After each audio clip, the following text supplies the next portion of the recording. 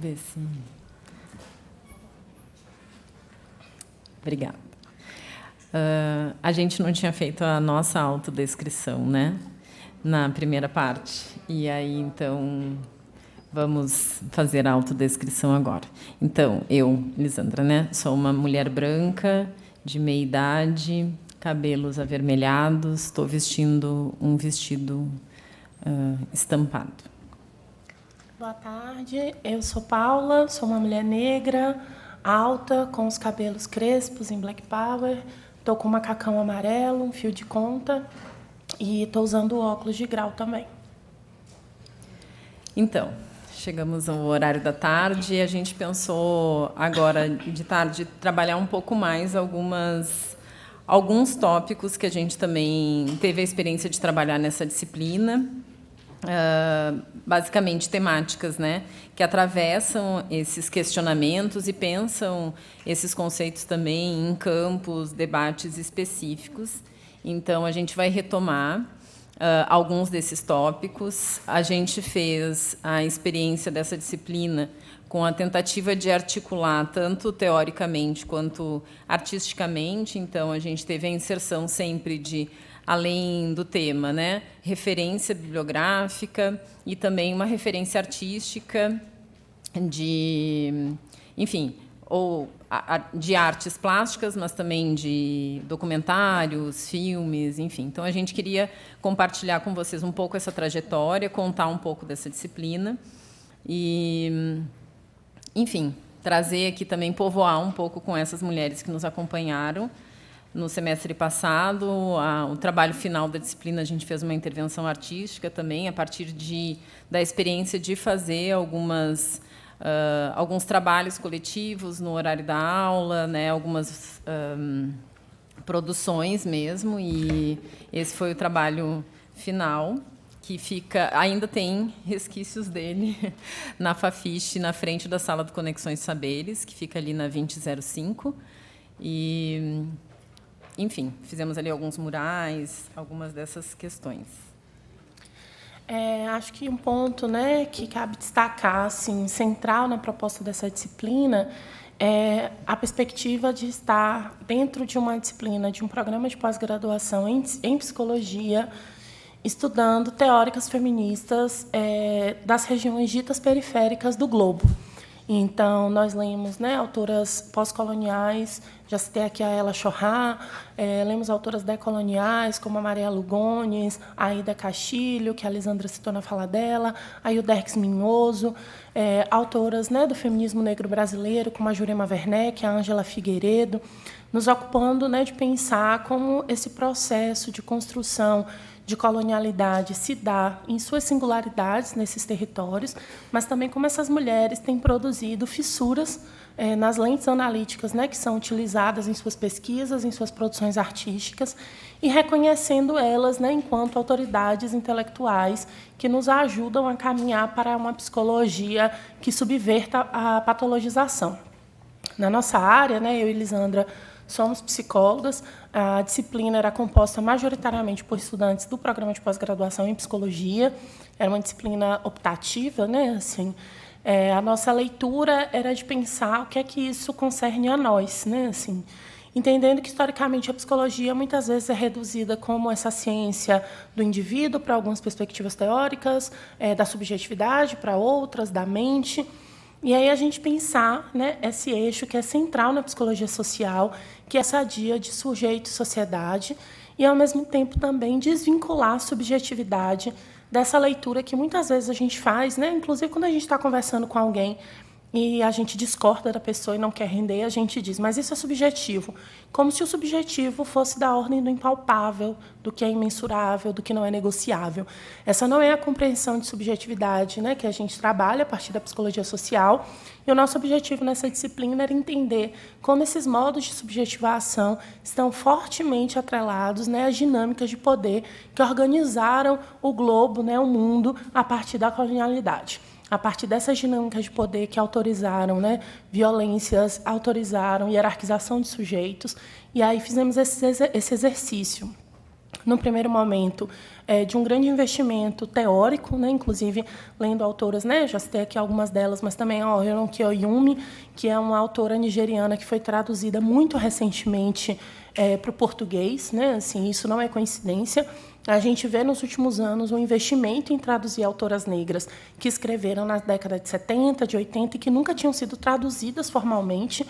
Agora elas ganham espaço em grandes editoras, né? A Bell Hooks, a Audre Lorde, algumas dessas que a gente tem trabalhado, enquanto outras continuam ainda pouco conhecidas, como a Glória Anzaldúa, que a gente citou no fim da primeira parte da manhã, também a Sherry Moraga, essa também é muito pouco lida, né, na academia brasileira, e aí o nosso esforço também de trazer essas mulheres para uma centralidade da discussão.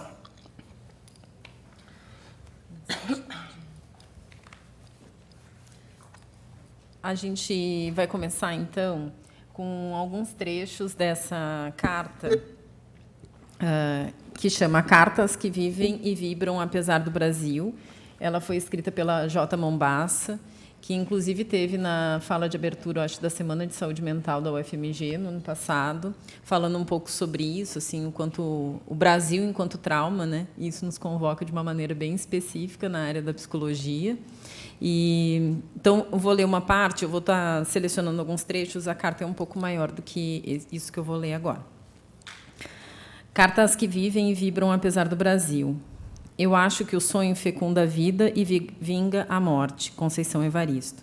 É a última vez que falo sobre isso. O mundo está acabando. De novo.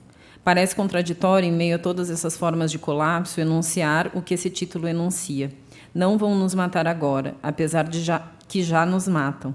Não preciso retornar aos cenários. Os nomes não saem de nossas cabeças, apesar de concorrerem aos campos de esquecimento que formam a memória brasileira. Mas já não escrevo para despertar a empatia de quem nos mata. Esse livro e essa carta eu dedico àquelas que vibram e vivem, apesar de, na contradição entre a imposição de morte social e as nossas vidas irredutíveis a ela. Não vão nos matar agora, porque ainda estamos aqui, com nossas mortas amontoadas, clamando por justiça, em becos infinitos, por todos os lugares. Nós estamos aqui e elas estão conosco, ouvindo essa conversa e nutrindo o apocalipse do mundo que nos mata, o mundo de quem nos mata. Já não temos tempo, mas sabemos bem que o tempo não anda só para frente. Não vim aqui para cantar a esperança. Não temo a negatividade dessa época, porque aprendi com os cálculos de Denise Ferreira da Silva que menos com menos dá mais, e, portanto, nossas vidas negativadas se somam e se multiplicam à revelia. Então, eu vim para cantar a revelia do mundo. Eu as convoco a viver apesar de tudo. Na radicalidade do impossível, aqui onde todas as portas estão fechadas e, por isso mesmo, somos levadas a conhecer o mapa das brechas.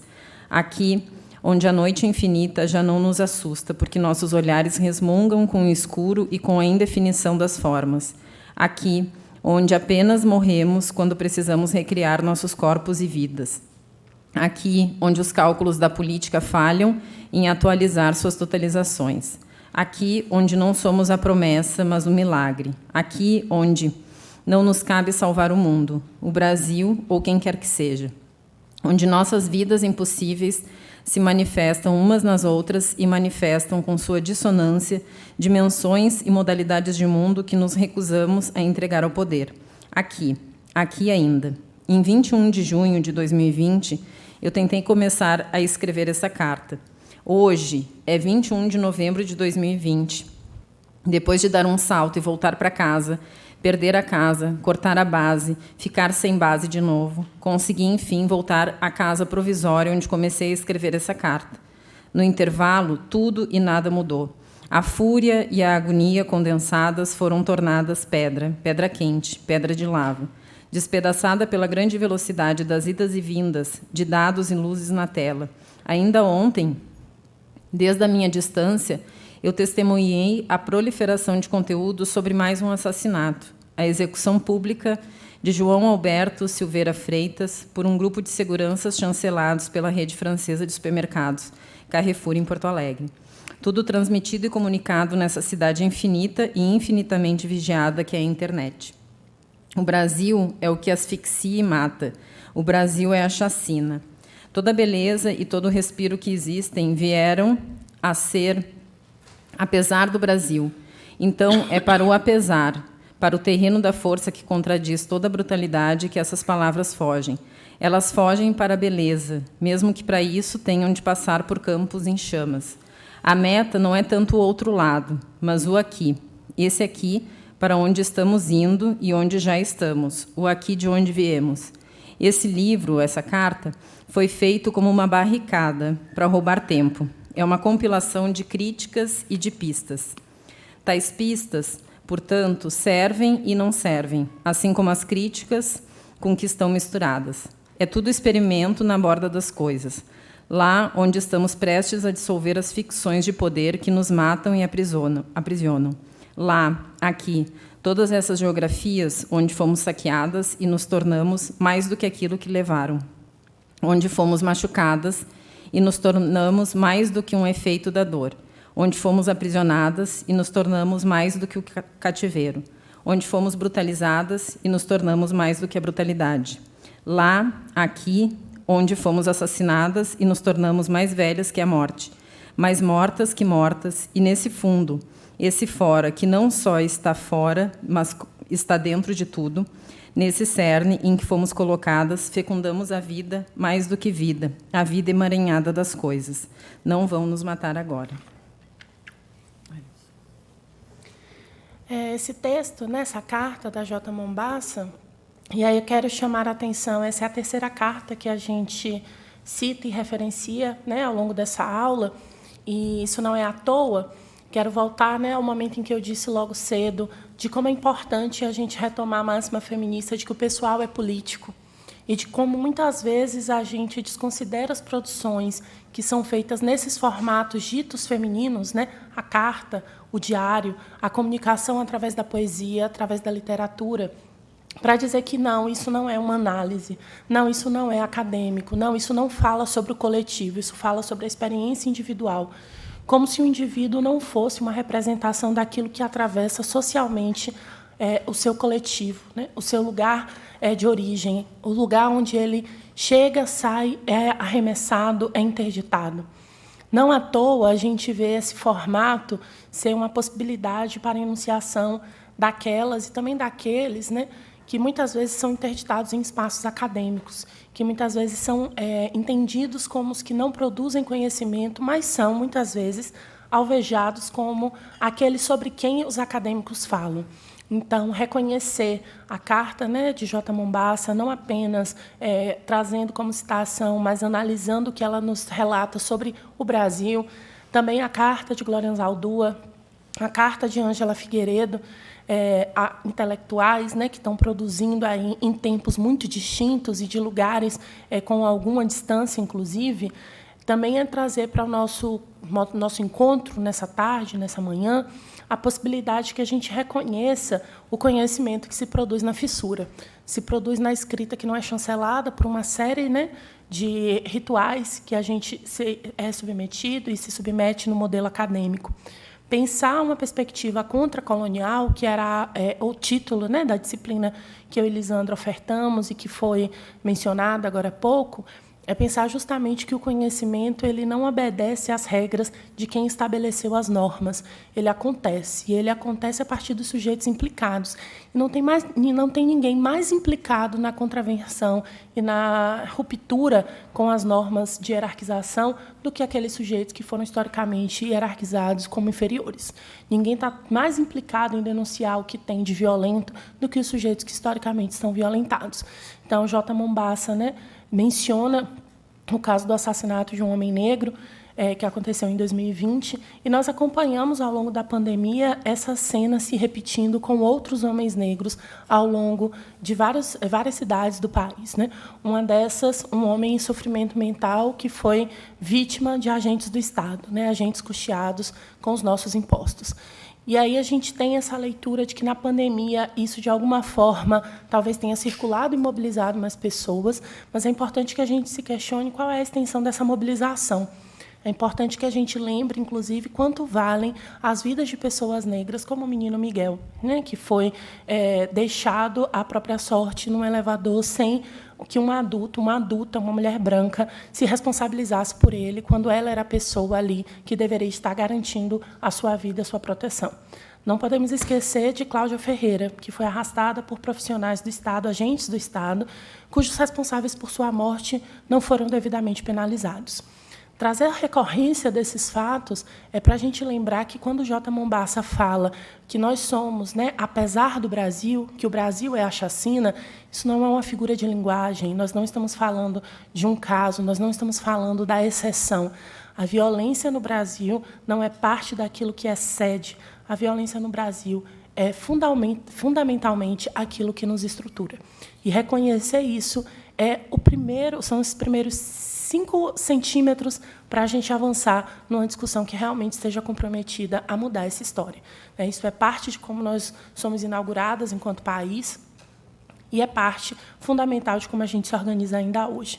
Em algum momento, na discussão pela manhã, alguém falava, né, sobre como os portugueses só vieram para cá, efetivamente, quando perceberam que tinha algo aqui a ser explorado. E aí se falou a expressão, antes deixaram o território abandonado. Antes tivessem efetivamente abandonado, né? A presença colonial não é um encontro, como muitas vezes foi narrado pela sociologia, pela historiografia brasileira. Não foi um encontro, né? Foi um massacre e segue sendo um massacre. Agora, nessa cidade sitiada, como disse J. Mombassa, que é a internet, onde todos nós assistimos isso. E assistir a isso tem implicações muito significativas nas pessoas que sabem que a próxima vítima pode ser você, seu filho, seu irmão, seu primo, seu vizinho, a criança, né, que você ensina na escola onde você trabalha.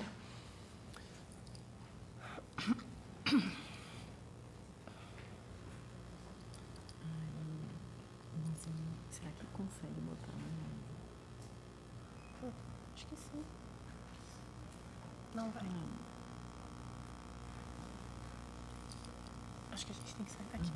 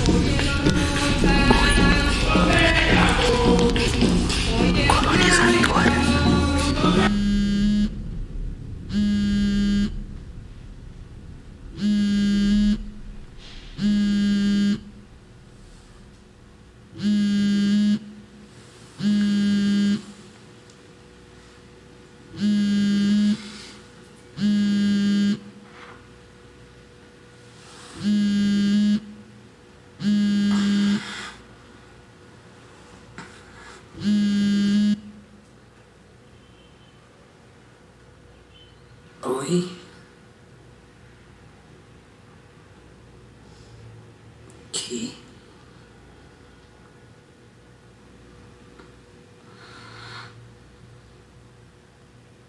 Por que você tá gritando? Calma.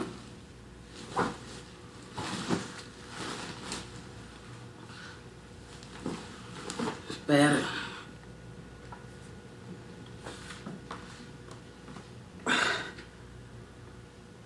Que?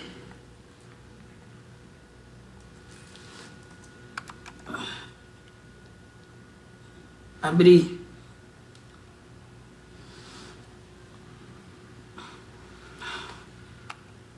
Não. Você acredita em tudo, caralho. Não, Anastácia.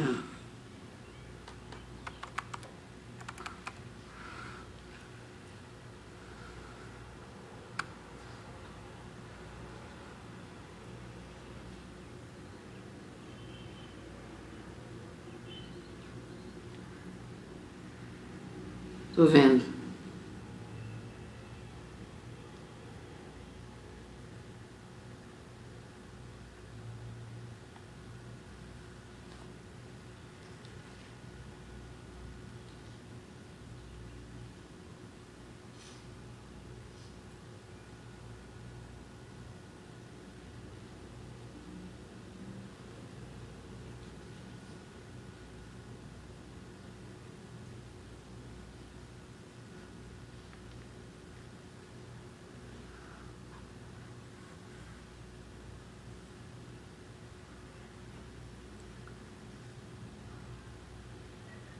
Como assim?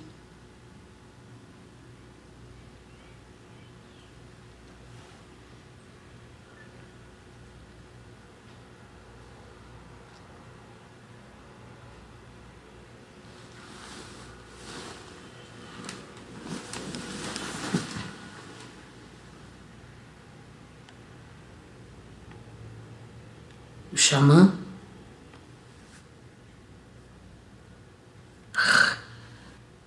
Não, eu tenho que avisar minha mãe. Tá.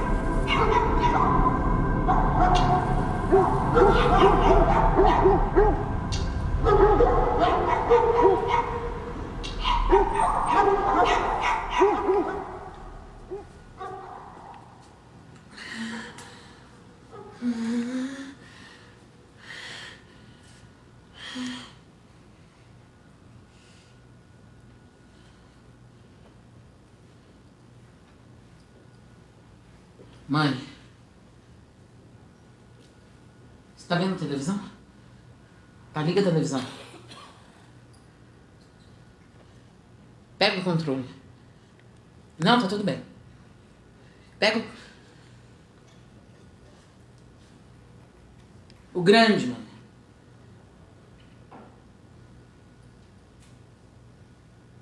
Não, mãe, sou Ursi.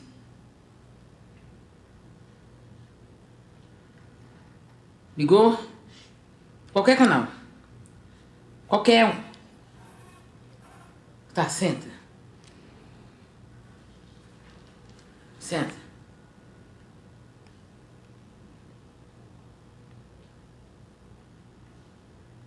Tá vendo?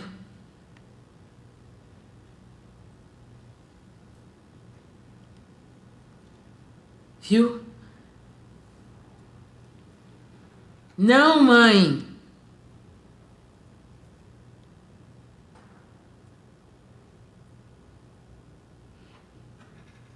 Entendeu? O Brasil é um sonho. O Brasil é um sonho.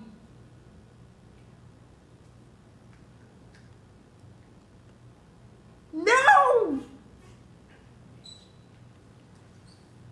Foi um xamã. Foi esse. Não, não existe. Não existe, Brasil, não existe isso. Você é um sonho, eu sou um sonho. A casa é um sonho, tudo é um sonho. Tudo é um sonho. Não, o mundo tem. Só não tem o Brasil. Não, alguém tá sonhando Brasil. Não sabe quem. Não, eles não sabem tudo. Eles sabem um pouco, mas eles não sabem tudo. A ciência comprovou tudo. Concorda. A ciência concorda.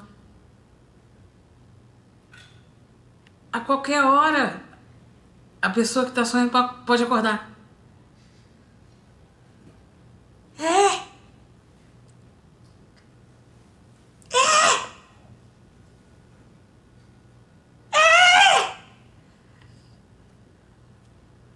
Eu tô indo por aí. Porque pode acordar a qualquer hora. Eu tô indo por aí. Tá? Vai, olha no... Tá bom. Vai olhando.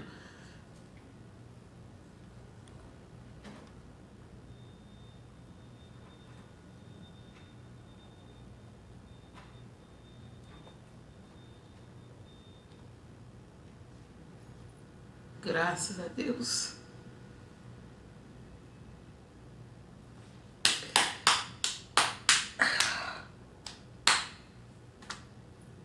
Graças a Deus.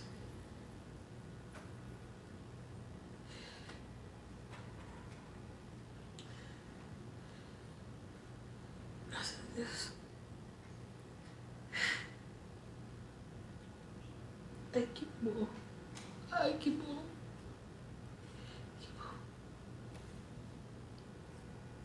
Que bom.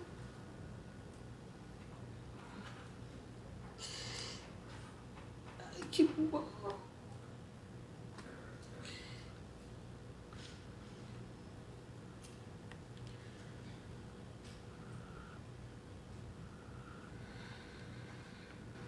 Cara, foi bem difícil de foco. É, porque eu tô com o diafragma muito aberto. Cortar. E o que eu posso fazer? Não, acho que é por falta de luz mesmo. Mas de boa, assim, acho que também tudo bem. Tá. Sim, vamos fazer mais uma. Tá, vamos fazer mais uma. Como foi pra você? Foi... Ai, foi horrível. Não foi bom. Não, tem um xamã que eu não falei. Não falei que foi um xamã que descobriu que o Brasil não existe. Esqueci um monte de texto. Não, foi bom. Foi bom. Acho que eu vou fumar um cigarro. Tá, vou pegar uma água e a gente faz mais uma, pode ser? Tá, pode ser.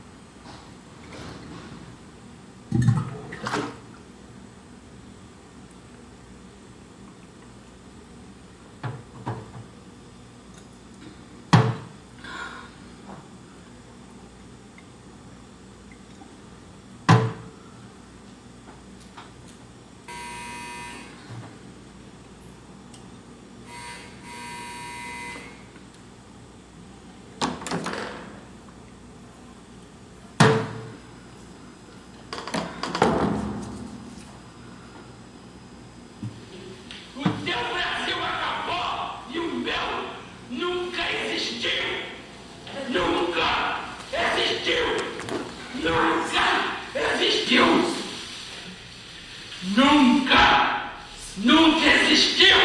Calma. O teu Brasil! O teu Brasil acabou! E o meu nunca existiu!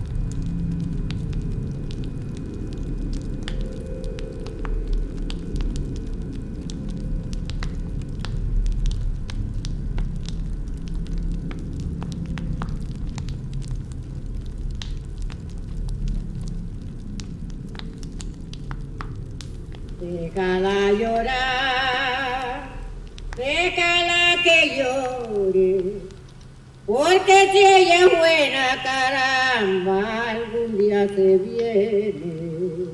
Déjala llorar, déjala que llore, porque si ella es buena, caramba, algún día se viene.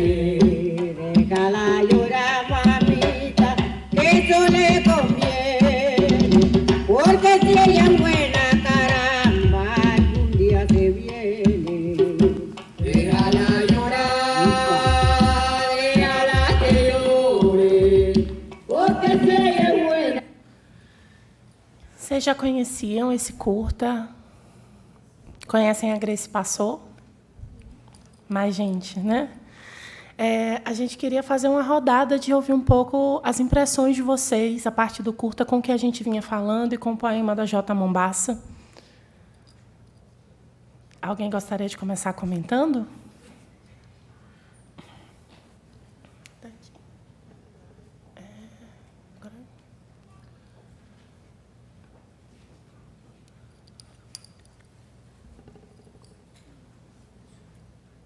Vou pedir para chamar umas amigas da Proeste. Mas eu não consigo ligar aqui. Mas elas ligam. Chama uma das meninas lá da Proeste, por favor, Gabriel. Tá, obrigada.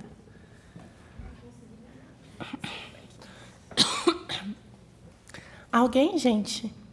Se o Brasil fosse um sonho.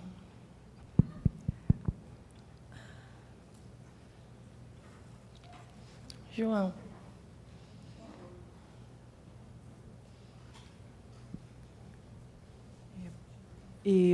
Uma coisa assim que me emocionou muito, já na fala da professora Paula, é que na hora que ela falou, né, que o Brasil é uma violência, e que isso não era uma metáfora, aquilo eu até virei aqui para a Lívia e falei assim, nossa, estou quase chorando agora, porque é exatamente isso. Eu não acho que eu não consigo lembrar um dia da minha vida vivendo no Brasil, sendo brasileiro, que eu não tenha vivido ou presenciado algum tipo de violência. E pensar que tipo todos os processos de socialização pelos quais a gente passa, todos são mediados pela violência, sabe? E é nessa hora que tipo eu lembro, inclusive, de uma citação, né? Eu não vou, lógico, saber falar ipsis literis, mas assim, eu lembro do Vará falando que não há ninguém que seja opressor o tempo todo, nem oprimido o tempo todo. Então, como que, ao mesmo tempo que a gente sofre violências todos os dias, como que a gente comete violências também todos os dias, de formas incontáveis, e que às vezes você fala assim, cara, mas como isso é possível, sabe? O Brasil não tem como ser real, sabe? Quase todo dia, né, quando você vê essas notícias, igual a Paula citou várias, as pessoas falam, nossa, isso não pode ser, é mentira, não é possível que uma coisa dessa é verdade. Tipo assim, há aquela sensação de incredulidade, porque realmente, tipo, o Brasil é um sonho, só que não é um bom sonho, né? Às vezes é um pesadelo. E como que também foi muito forte, achei o outro personagem masculino lá no curta falando, né, que o seu Brasil acabou, mas o meu nunca existiu. Ou seja, como que às vezes a situação para a gente está ruim, mas existe sempre degraus abaixo a padecer nesse poço chamado Brasil. Gente, eu expliquei para ele que era um homem e aí, desculpa, enfim, era a própria personagem principal. Sim. Mas acho que a ideia é essa contraposição mesmo, né? Assim. Uhum. Quem mais?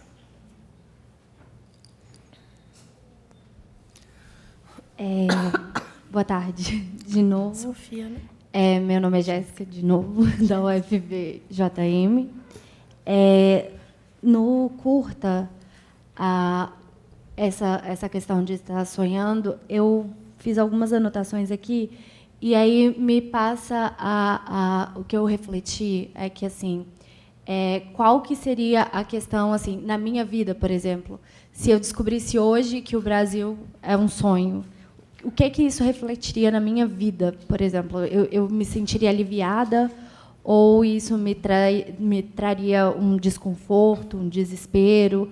Porque eu acho que tem muito a ver com a vida que a gente vive. Por exemplo, uma pessoa que tem muitos privilégios, ela se sentiria extremamente desesperada. Então, quando eu vi aquele personagem numa situação de desespero, a primeira coisa que eu pensei, quando estava mais escura a tela, é que seria um homem branco, porque cheio de privilégios, porque me passa a impressão de uma pessoa que tinha tudo. E se aquilo era um sonho, então ela perde tudo. Quanto mais você tem a perder, quanto mais você tem, mais você tem a perder. Então, enquanto que a personagem que vivia ali uma vida onde a Paula fala que, né, um indivíduo ele é a representação daquilo que atravessa a vida dele, né? Então, que por isso a gente não pode desconsiderar aquilo que ele produz, ainda que não seja academicamente, e eu concordo plenamente. Ontem a gente teve a aula da Dona Teresa e eu acho que é a representação na prática do que a Paula fala. E tudo que ela falou aqui é de uma sabedoria imensa. Então, porque não é um saber acadêmico, a gente vai desconsiderar, a gente não vai levar. E aí essa é a questão. Quando ela recebe a notícia de que é um sonho, a primeira sensação dela é gritar de alívio. Então, assim, a vida dela era tão pesada que, quando ela descobre que aquilo é um sonho, o resto do mundo é verdadeiro, mas o Brasil é um pesadelo para ela. Então, ela se sente aliviada. Então, assim, eu acho que fala muito de realidades. Qual realidade eu vivo e como que eu tomaria essa notícia para mim? Eu acho que é a mensagem que o filme deixou para mim, assim, pelo menos. Obrigada.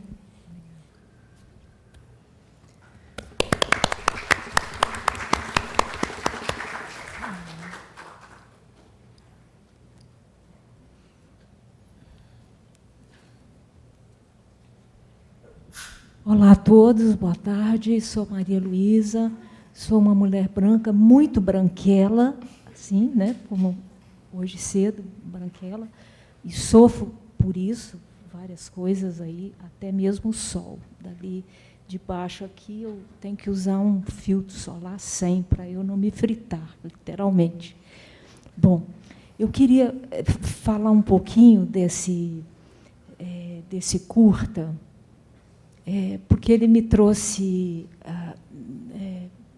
memórias boas de um tempo, de gerações aí, né, para trás, e eu atravessei esse tempo na história da nossa República, em que eu era ainda uma menina, uma criança de colo, aprendendo a andar, um pouquinho mais que isso, e minha família foi interditada pela ditadura militar, meus pais, tal. Bom, passei um tempo grande da minha vida ali, né, infância especialmente, até chegar à adolescência, andando. Então, acho que essa coisa de ser andarilho, né, me fez um pouco o que eu sou hoje, assim, né? Tento ser geógrafa. Bom, e tento olhar o mundo com a alteridade que ele merece. E então, lá atrás foi bastante difícil, né? Muito difícil, mas havia um sonho, porque aquilo que a gente estava vivendo era muito descolado de tudo que se podia chamar de dignidade humana, de dignidade das pessoas, porque a cada dia vinha uma notícia diferente, uma notícia estranha, uma notícia terrível, uma notícia estapafúrdia mesmo, né? Bom, e aí eu já jovem aqui nessa universidade comecei a me movimentar, porque para que a gente possa trazer o sonho para o chão da nossa realidade, a gente precisa fazer movimentos. E muito, né, assim, jovem universitária, ajudei a construir um patamar diferente daquele que eu vi meus pais vivendo e que eu própria vivi sem entender muito bem, sem saber ajuntar as peças, né? Mas lá na frente juntando os pedaços, né? Dessa república em cacos. E vivenciamos agora, muito recentemente, nesse interregno aí de 4 miseráveis anos, em que se colocou o nosso país em patamares muito próximos, né, de tirar de nós todo o sentido das coisas públicas, da vida pública, do viver público, do amar, das nossas relações sociais, da saúde, do bem-estar, de ter água boa para beber, de ver as pessoas felizes, de ter comunhão e pautar a vida num Deus desgraçadamente violento. Então, essa república ela precisa ser apagada no sentido não de um esquecimento, mas apagada no sentido da nossa potência para fazer nosso sonho ir para frente, e não ser um sonho, como quem me antecedeu falou, né, um sonho de pesadelos, né, mas um sonho de vida. É um pouco isso que eu queria dizer.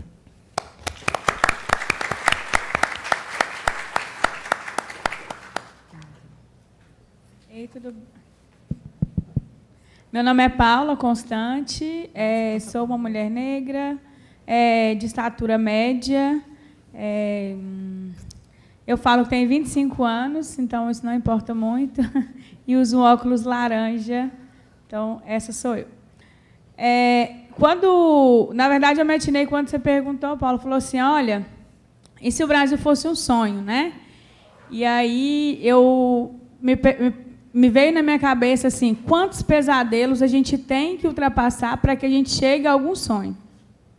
Então, assim, geralmente a vida das pessoas negras, para elas aparentemente estarem vivendo um sonho, elas têm que passar por tantos pesadelos que muitas vezes, igual no filme, né, quando ela acorda e fala, nossa, isso era um sonho, mas possivelmente era o tanto de pesadelo que a gente já teve que passar na trajetória.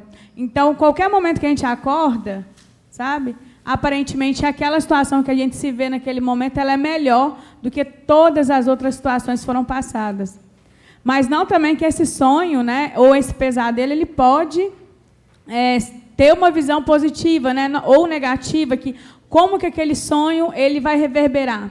Porque eu fui um pouco assim, se a gente tem um sonho, qual que é o caminho, na verdade, desse sonho? Né? Se a gente estiver sonhando, né, e se eu acordo nesse nicho, e eu grito, por exemplo, nossa, é um sonho, me acordei assustada, talvez pode ser o susto também de acordar aonde você acordou, sendo um lugar que, como diz o Fanon, você não é nada mais, você não está naquela característica inicial, então você não está entre os seus, mas também os novos que você está também não é os seus e não te compreendem. Então, em que medida esse desespero também é um não lugar, um não reconhecimento em relação a diversas pautas e coisas que a gente sempre tenta ressignificar, seja na academia, né, ou pela sabedoria popular, nas ruas, nos espaços que são, né, nos dados para nos manifestar.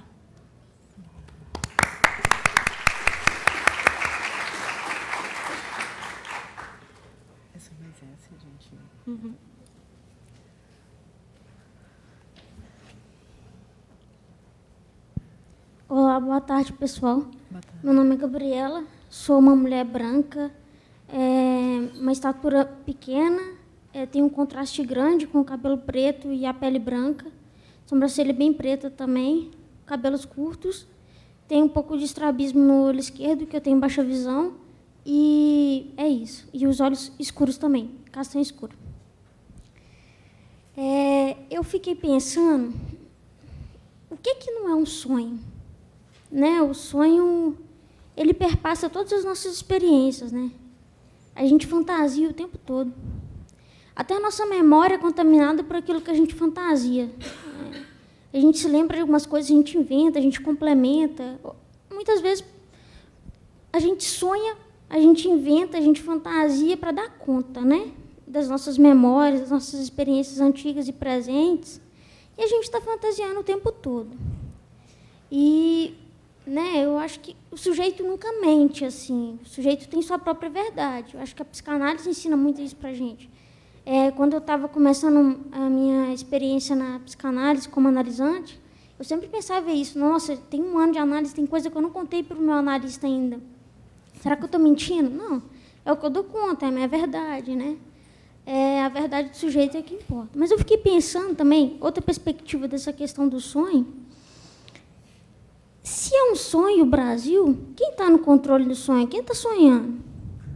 Né?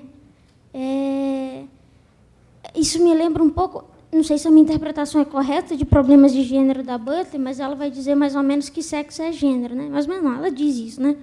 E a minha interpretação é assim, por que mulher é quem tem uma vulva, e aí, com todas as características, estereótipos e preconceitos machistas em relação a isso, é essa mulher que nasceu com uma vulva, e o homem que não nasceu com uma vulva, que nasceu com pênis, tem todos os estereótipos e características em relação a ele. Porque é discurso. Por que não seria, então, quem tem cabelo curtinho é mulher e quem tem o cabelo grande é homem? Porque quem tem, sabe? Por que não seria outras características corporais? Porque até o sexo é discurso. Então, assim, o que eu quero dizer com isso é que quem inventou que quem é negro vai passar por isso e tem esses estereótipos e preconceito, racismo? Quem inventou que quem é negro, só por causa de uma cor da pele, sabe? Quem inventou isso? Quem inventou que quem é branco vai ter privilégio? Quem inventou? Quem está coordenando esse sonho? É uma estrutura de poder, né? Muito bem organizada e arquitetada. Dominante, mas, ao mesmo tempo, muito frágil. Eu considero muito frágil, de alguma forma, né? Por mais que seja um poder que ainda está no controle aí, e é muito difícil quebrar. A gente está na luta aí o tempo todo para isso. O Estado ele vai aprender e reconhecer esses corpos de maneira desigual. Ele vai reconhecer precariedades de maneira desigual. E é como ele falou, quem viola foi violado, de alguma forma. A Butler fala isso também, e as precariedades são distribuídas de maneira desigual. Aí eu fiquei pensando mais nessas coisas, assim, sabe? Mas é isso mesmo.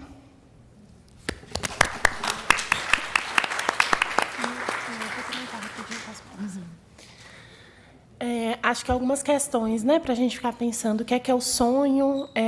E aí tem 2 dimensões, né, do sonho enquanto aquilo que a gente almeja, inclusive desperta, quando está acordada, e o sonho como essa produção que a gente faz quando está dormindo.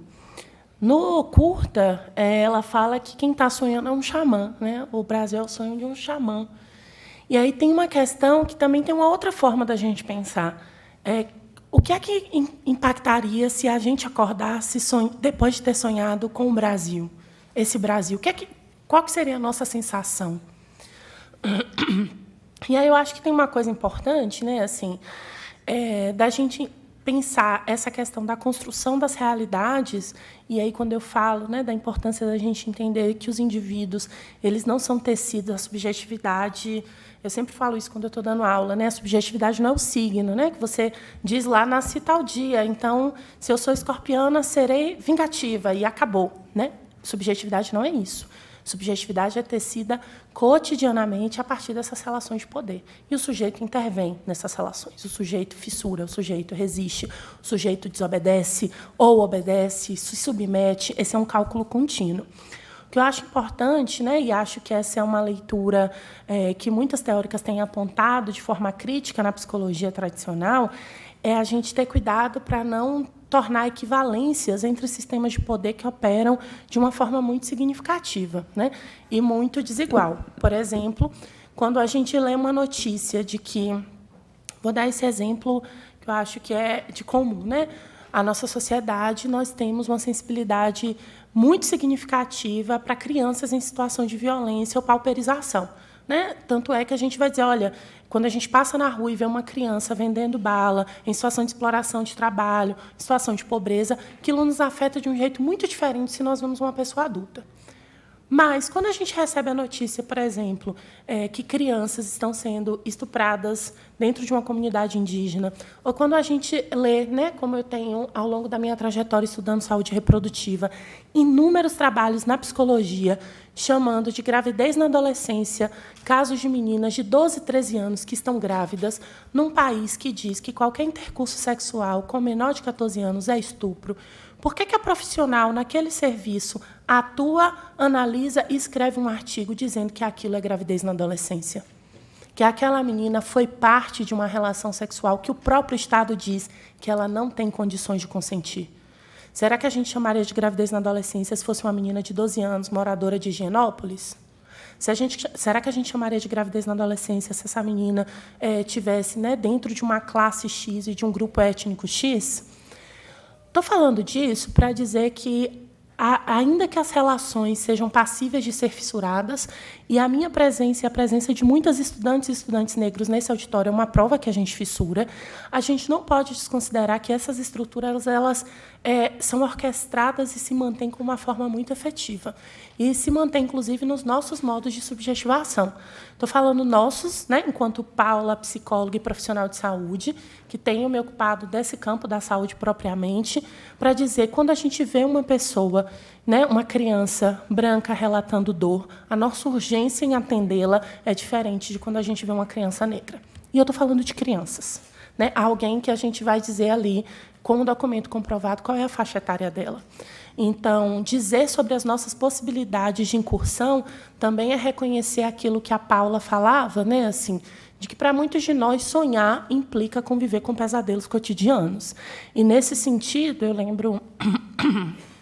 Uma vez eu estava na minha graduação, eu sou de Salvador, formei na Federal da Bahia, e eu conversava com uma disciplina, né? A gente estava debatendo um trabalho que foi feito numa DEAN, e uma colega compartilhava um caso que ela acompanhava, e ela chega à conclusão, era uma disciplina de psicologia clínica, né? Enfim, e ela compartilhava a leitura dela de que uma mulher que já tinha ido várias vezes no atendimento estava muito resistente a denunciar. E aí ela chega à conclusão, com a concordância de muitas pessoas daquela turma, de que aquela mulher se mantinha nessa relação violenta porque existia um gozo na manutenção desse vínculo. Qual que é o risco desse tipo de interpretação, né? A gente desconsidera que mulheres, ainda hoje no Brasil, são associadas. Quando uma mulher termina um relacionamento, o que se associa é que essa mulher fracassou na sua vida. Nenhum homem se sente fracassado porque se separou, né? Inclusive, a gente tem nomes muito elogiosos para dizer dos homens que se separam depois dos 40 anos. a gente não tem os mesmos termos para falar de mulheres que se separam. A gente diz que as mulheres se mantêm em relacionamentos abusivos porque elas têm dependência financeira e desconsidera o tipo de dependência emocional que a gente socialmente reforça em várias mulheres, né? A minha geração, eu cresci assistindo as princesas da Disney, que acreditavam que, desacordadas, você pode ser beijada e esse homem é um grande príncipe salvador. Outras meninas foram crescendo com outros marcadores. Estou dando todos esses exemplos para dizer que até o que a gente define como meta, né, e meta agora enquanto sonho, aquilo que desejo, passa também por isso que nós somos ensinadas, que é um parâmetro de saúde, de vida, de realização pessoal. E para as mulheres, né, algumas mulheres, isso implica no relacionamento afetivo sexual. Para algumas pessoas, isso implica, né, necessariamente, obrigatoriamente, a maternidade. Para algumas pessoas, isso vai implicar que você tem de ser branco, mesmo que não seja. E aí, quando a Paula cita o Fanon, me lembra também Neuza Santos, no livro, né, Tornar-se Negro, Neuza Santos, uma psicanalista brasileira, em que ela vai dizer, né, a partir da entrevista com homens e mulheres negros, do esforço que se faz para caber numa norma branca, porque caber nessa norma é ser humano, e o preço que essas pessoas pagam por isso. Então, ainda que essas relações, né, sobre o Brasil ser violento, elas não interditem totalmente a nossa possibilidade de subversão, acho que uma crítica, né, que a gente tem construído a partir das teorias decoloniais e pós-coloniais é entender que a equivalência dessas estruturas de poder, elas não podem ser colocadas de um modo linear. Ai, desculpa, gente, eu sou péssima com o microfone, vocês já perceberam. Elas não podem ser tomadas de modo linear, né? Não é como se o sujeito estivesse ali detendo toda a sua narrativa. E acho que esse é um ponto fundamental, né? Quando alguém aparece ali, né, essa figura que a gente lê como masculina e depois se revela que é a protagonista, dizendo assim, seu Brasil acabou e o meu nunca existiu. Se a gente for pensar a noção do que é cidadania, quantas de nós, efetivamente, é o sujeito da cidadania brasileira? Quantas de nós é tratado como cidadã e cidadão nos serviços públicos brasileiros? Quantos de nós pode ali...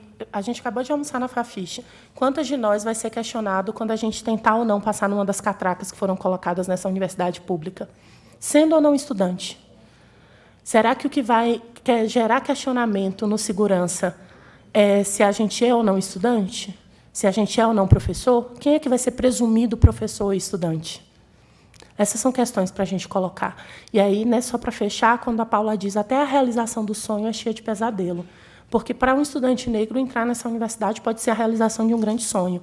Mas quando ele entra aqui, ele é barrado na catraca porque o segurança pergunta o que é que ele está fazendo, ou cadê o crachá dele, se ele é estudante mesmo, isso é a repetição de um pesadelo cotidiano. E isso a gente não tem controle. A gente não tem controle de como o racismo, o machismo, o assédio sexual, o assédio moral vai intervir em determinados corpos, né? E aí, quem que inventou, né? Mais do que uma invenção, é um sistema muito bem orquestrado e mantido pelos pactos que a gente naturaliza, e cada um goza um pouco disso, né? Goza dos privilégios que tem. Então, acho que esses são alguns pontos. Dei uma devagada, desculpa aí pelo tempo, mas enfim. Eu queria aproveitar também e colocar algumas coisas que eu acho que nos ajudam também a fazer conexão com o restante do material que a gente tinha pensado. Assim.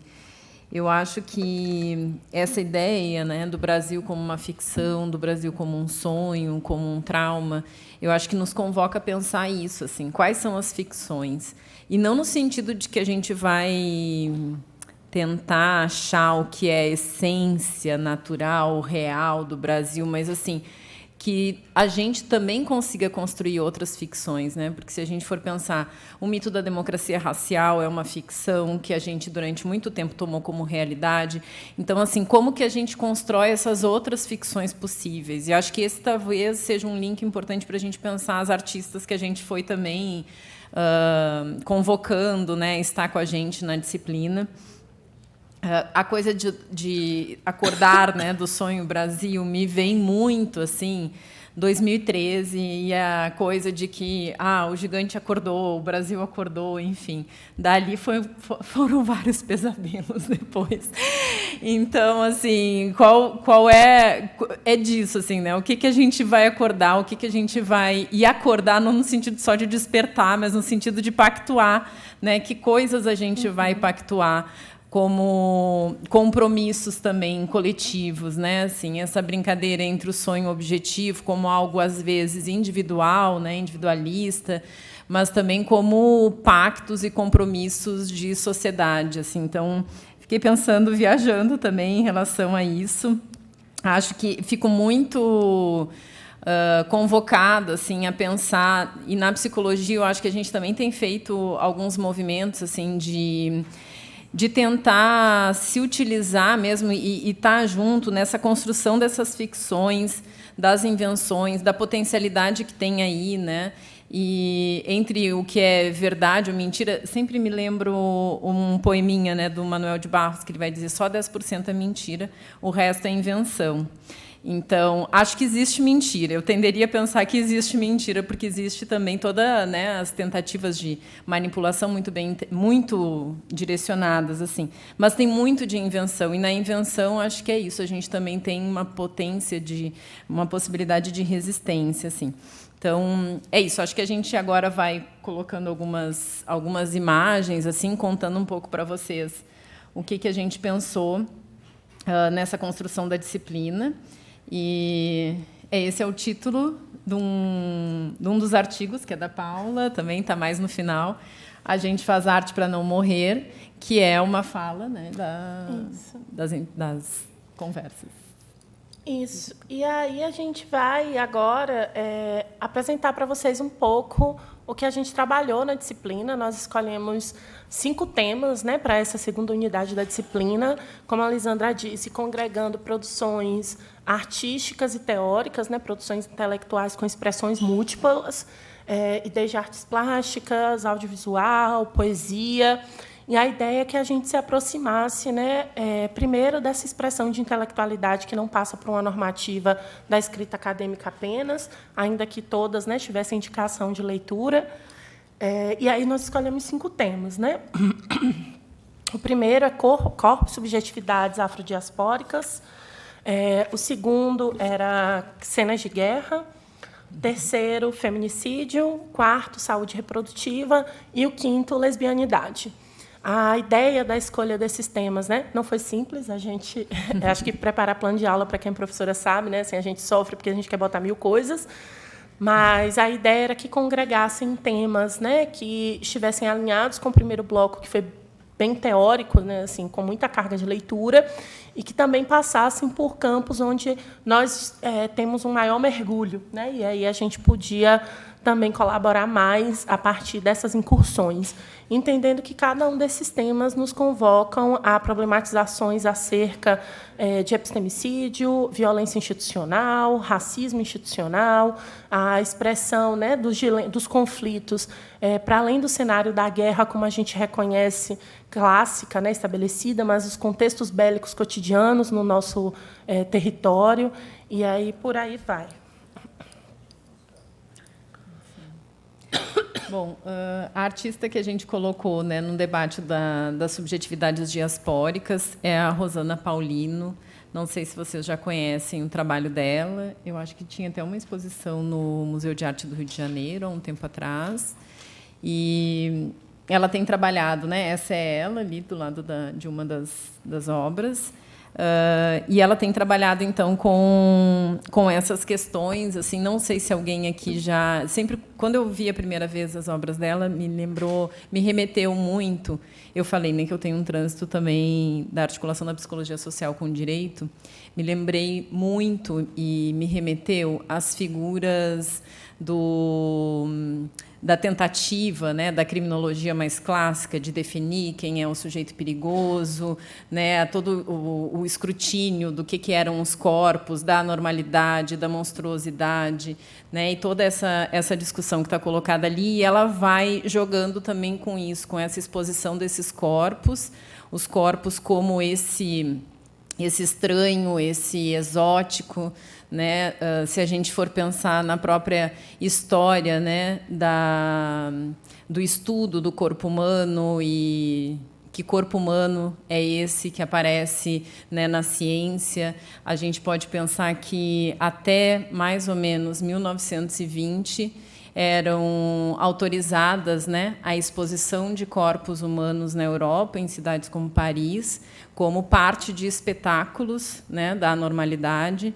E quais corpos eram esses, né? Que pessoas eram essas? Isso tem a ver, basicamente, com o atravessamento de raça, deficiência, questões de saúde, né? Então, quais eram esses corpos? Isso, gente, se a gente pensar 1920, aí beirou agora 100 anos, assim.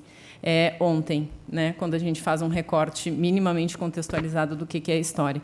Então, acho que ela vai buscando essas referências, né, e trabalhando com essas questões.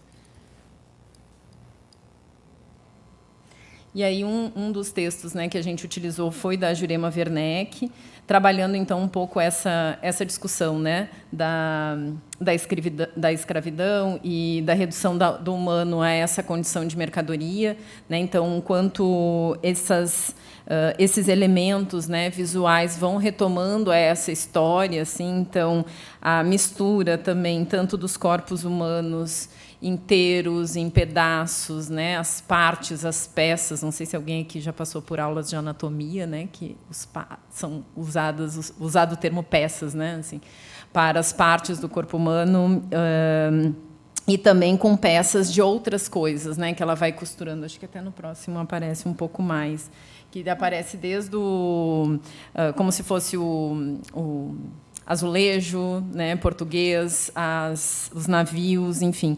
E ela vai discutindo esses pontos, né? Tu queria falar da Juliana? Quando tiver mais para frente nesse bloco. Então, aí esse trecho, inclusive, é uma parte de uma entrevista que ela dá, né, a Rosana Paulino. E ela está falando disso, né? A representação dos negros e negras na história da arte brasileira, desde os viajantes, é ligada ao trabalho bruto. A fotografia corrobora essa ideia. Eram feitos cartões postais no Brasil e enviados à Europa como souvenir, e eles trazem a ideia do negro como servil, como um elemento exótico e selvagem. Então, intervir nessas fotografias e alterar seus significados, para mim, tem um sentido de cura. E aqui, como eu falei, né, esses elementos que estão compondo ali peças, corpos mais inteiros, isso, né, do que é o corpo por dentro, os ossos, os azulejos, navios, caravelas. Então, assim, tudo isso, quais são os elementos que estão colocados aí? Isso me remete também nessa essa questão da exposição dos corpos como espetáculo, né, na Europa até 1920, o quanto era muito corriqueiro que famílias fossem no final de semana a um desses espetáculos e levassem um cartão postal de recordação para casa, assim como nos Estados Unidos a gente tinha de situações de enforcamento, e principalmente no Sul, né? Assim, então, eu acho que é pensar assim, como que essas imagens se colocam ali, como que a gente constrói também outras ficções, articulando esses elementos, e talvez tirando uma certa ideia de pureza que aparece em algumas dessas imagens, né? Assim, a imagem da colonização como algo, né, de feito humano, né, enquanto humanidade, de descoberta, mas ao mesmo tempo, bom, quais são os outros que se produzem nesse processo todo, né?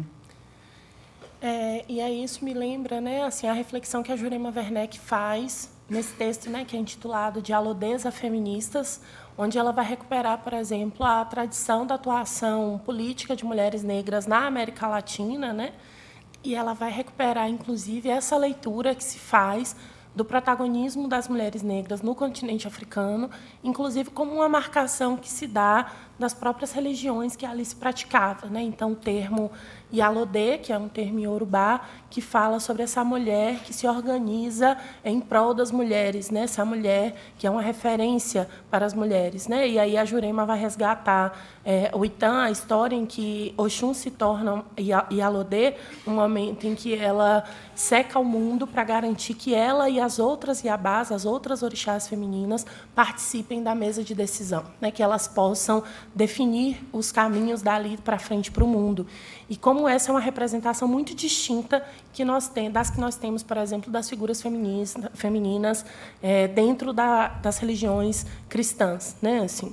E aí acho que é muito importante marcar isso, porque ela não está falando, por exemplo, dessa tradição numa perspectiva de dizer de um arcabouço que foi superado, passado, né? Ela vai dizer, por exemplo, de Lélia Gonzalez, que é uma importantíssima intelectual, né? Uma pensadora, é uma antropóloga, psicanalista, que é filha de Oxum, né, e fala dessa tradição de continuidade, dessa tradição de falar sobre as mulheres, de defender as pautas que são relevantes para as mulheres, né? Assim, então, entendendo que essas ficções, né, quando a gente diz quem é que define que pessoas negras são determinadas coisas ou não, que mulheres são determinadas coisas ou não, é importante dizer que essas não são definições uníssonas, né? Assim, pessoas negras, indígenas, estiveram todo o tempo disputando essas narrativas nos mais diversos campos de produção. Aí, esse movimento de escutar e validar essas vozes, né, de ler essas vozes, de conhecer essas vozes, demanda um reposicionamento de como a gente hierarquiza esses discursos, né? E aí, como a Lisandra falou no início, essa marcação que é sempre muito curiosa, né, de dizer, bem, a Lélia Gonzalez era uma ativista, sem dúvida, a Lélia Gonzalez era uma mulher que militou no movimento negro unificado. Isso é uma parte belíssima da trajetória dela. Mas por que eu começo dizendo que ela é uma antropóloga e psicanalista? Porque, recorrentemente, não se valoriza o ativismo de pessoas negras enquanto participação necessária e totalmente transformadora da realidade social. A nossa sociedade hierarquiza ainda a atuação dentro do ambiente acadêmico, da política formal, numa posição muito distinta do que se valoriza os movimentos sociais. Então, demarcar que essas mulheres também têm incursões na produção formal de conhecimento é convocar que a gente faça essa movimentação todo o tempo de dizer por que nós apagamos essas histórias, né? Assim.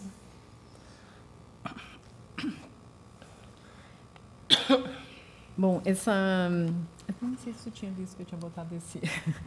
Foi um slide que eu me lembrei ontem, que eu achei que valia a pena colocar, que foi uma reflexão que surgiu a partir de 2 dissertações que a gente teve aqui no programa de pós-graduação em psicologia. Uma que foi da Vivane Cunha, que eu orientei, e a outra da Camila Francisco, que a Cláudia Maiorga orientou, e que trabalhavam em diálogo com mulheres negras, mulheres diaspóricas, né? Vivane pesquisou mulheres, né, mães que tinham perdido seus filhos por intervenção do Estado, né? Então, filhos assassinados em situações em confronto com a polícia. Em confronto é até bem falacioso dizer, né? E a Camila pesquisou, né, trabalhou em conjunto com jovens haitianas, estudantes aqui da UFMG. E essa reflexão que a gente foi tentando fazer era pensar os desafios da produção de pesquisa, da produção de conhecimento, em articulação com essas mulheres, né? E o quanto isso nos convoca a pensar também uma posição, às vezes, né, o risco extrativista da própria ciência, de que vai a determinados campos, faz pesquisa, qual o compromisso que a gente assume, quais as dificuldades também disso, né? Como produzir um conhecimento que faça sentido não somente para o espaço acadêmico, mas também a diferença na vida dessas mulheres, né, que estão colocadas ali, o que a gente consegue escutar, o que a gente não consegue escutar, o que a gente percebe, o que a gente não percebe nesse caminho e nesse percurso. E, para isso, a gente se aproximou bastante de algumas discussões e de algumas produções de outras mulheres negras, né? Pensando um pouco, a gente usou muito essa figura, né, da Maya Angelou, do pássaro, né, engaiolado, porque uma das sensações que tinha é como se, quando a gente trabalha, né, e discute questões raciais, como se a gente tivesse, de certa maneira, dentro dessa gaiola, só capturando esse som, né, desses pássaros, assim. E essas imagens nos ajudaram a pensar esses desafios, né? Então, um pássaro aprisionado nessa imagem, fantasiada pelo outro. que o engaiola em tortuosas grades da intolerância e do ódio. Um pássaro que desafia o silêncio e canta sobre liberdade, a despeito das suas asas feridas, dos seus pés amarrados. Um pássaro que, mesmo com seu gorjeio sufocado e seu corpo condenado ao exílio ou à morte, levanta-se e continua a cantar. E aí esse convite, né? Então a Maya Angelou ela vai falar isso, né? Assim, sobre o quanto a necessidade de voltar, né? De levantar novamente e resistir, por mais que se tente apagar essas marcas ao longo da história. E nos fez pensar também nas escritas da Carolina Maria de Jesus. E eu acho muito interessante que muitas vezes as pessoas fazem toda uma discussão, né? O ano passado também teve uma discussão sobre uma nova edição, se fazia uma revisão, né? Se tirava se passava para o português ou para as normas cultas, né? Ditas cultas assim do português, a escrita dela, ou mantinha, como se isso fosse algo de uma impossibilidade dela escrever de determinada forma. E quando a gente sabe que, muitas vezes, há muitas formas e formas de escrever de pessoas que já têm um certo reconhecimento e que ninguém ousaria pensar em passar um corretor ou qualquer outra coisa, né, para mudar a forma como estava escrita determinados textos, desde criação de palavras, né, então assim, uma liberdade poética. E não sei se todo mundo aqui já leu O Quarto de Despejo, mas é uma obra muito linda e muito poética, assim. Então, esses são dois recortes que eu acho lindo, assim. Todas as manhãs eu canto, sou como as aves que cantam apenas ao amanhecer. O mundo das aves deve ser melhor do que dos favelados, que deitam e não dormem porque deitam-se sem comer. Então, é isso, assim, né? Um risco que, às vezes, a gente também pensava muito e debatia nesses espaços da produção do conhecimento sobre situações que são muito difíceis, de violência, de sofrimento extremo, como fazer com que a gente consiga falar disso, porque, às vezes, é muito doloroso, inclusive, para falar, no limite entre romantizar e denunciar. E eu acho que aqui ela nos convida a isso, né? Se a gente for pensar, há quem poderia ler isso de uma forma romantizada, porque uma mulher que passava fome e pensava, né, ou fazia uma ficção de se comparar a essa vida dos passarinhos e das aves, para pensar essa relação dela com a possibilidade da comida, de amanhecer, de acordar e de viver. Mas, ao mesmo tempo, também é isso, assim, tem muita denúncia colocada aqui, né? E há alguns anos atrás, quando a gente, né, lia questões sobre Carolina Maria de Jesus, a gente partia do pressuposto de que minimamente a gente tinha vencido a fome no Brasil, né? E ela vai se tornando cada vez mais atual, infelizmente, né? Infelizmente, no sentido de que essa realidade não mudou, né? Mas que bom que a gente continua podendo ler ela. A gente está se aproximando do momento do intervalo, que tem um lanche. E aí, para fechar esse primeiro bloco, queria compartilhar a leitura de um texto com vocês. Iremos, ao longo da caminhada, secar nossas feridas, cuidar das nossas mais velhas e cuidar das nossas crianças. Iremos plantar favaca, carqueja e boldo, para os olhos enxergarem, para os rins filtrarem e o estômago não arder. Iremos acompanhar a dor das mães, que, ao enterrarem seus filhos, alvejados pela mão armada do Estado, a dor das filhas, ao enterrarem suas mães, sufocadas pelo patriarcado, a dor das nossas, que parem os nossos, em meio à dor de ter seu corpo mutilado. Sentiremos a dor do nosso amor, suprimido, abafado, ameaçado. Gritaremos presente ao escutar o nome de Cláudia, de Luana, de Marielle. Gritaremos presente porque estão presentes as ancestrais que dentro de nós germinam como semente. Gritaremos presente até tombar a última de nós. Até lá, iremos caminhar ostentando nossa pele como ouro de Oxum, porque ela nos deu a sinuosidade das águas escuras e profundas. Nossos corpos inteiros, forjados na lama de Nanã, e não da costela de um homem quebrado. Nosso rosto erguido com a confiança de Oiá, arfando como a búfala que não teme o caçador. Nossas cabeças protegidas por ela, Odoiá e Iemanjá que não nos deixam enlouquecer. Caminharemos juntas, ainda que tenham nos separado. Orgulhosas, ainda que humilhadas. inteiras, ainda que machucadas, sãs, ainda que em meio ao enlouquecimento. Caminharemos também com a senhora de Elecô. Teremos ao nosso lado Obá e a sua espada. E quando eles acharam que nos derrotaram, iremos espalhar nosso sangue em seus bustos de concreto, em suas placas, em seus viadutos, em suas praças, em seus sonhos. Espalharemos nosso sangue para que os algozes nunca esqueçam o que são: torturadores, violadores, ladrões, genocidas. Que nunca esqueçam que, quando contamos nossa história, contamos também a história deles. E que, por mais que nos matem, e nos matam todos os dias, eles não poderão, nunca mais, tomar a narrativa de nossas histórias. Estamos de pé. Escreveremos com o nosso sangue o nome de nossas heroínas e o nome de seus assassinos. Escreveremos a história de nossas ancestrais. E um dia, nossas descendentes virão ao lado das mulheres pássaras, daquelas que não falamos o nome, as feiticeiras mais antigas que a própria terra e mais temíveis que a própria morte. Nesse dia, nossas descendentes virão, protegidas por armaduras de ouro, portando espadas mais rápidas que a ventania, montadas em ondas mais altas que a branca vaidade.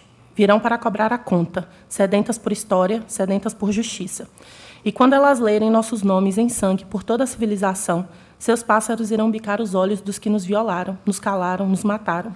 E eles irão entender o que significa dormir todas as noites com os olhos abertos. Quando eles estiverem reclusos em uma casca oca, irão entender que nunca fomos suas escravas. E quando já no fim de suas vidas miseráveis o som da caminhada delas for como um eco atordoante em suas cabeças, nesse dia, e só nesse dia, eles irão entender a invocação que fazemos quando repetimos em coro que nós não andamos só. Os nossos passos vêm de muito, muito longe. É isso. Nossa, eu ainda fui impressionada, né? Ainda viro para você, para você. A gente vai dar uma pausa de 15, 20 minutos, que tem um lanche, e voltamos na sequência para concluir.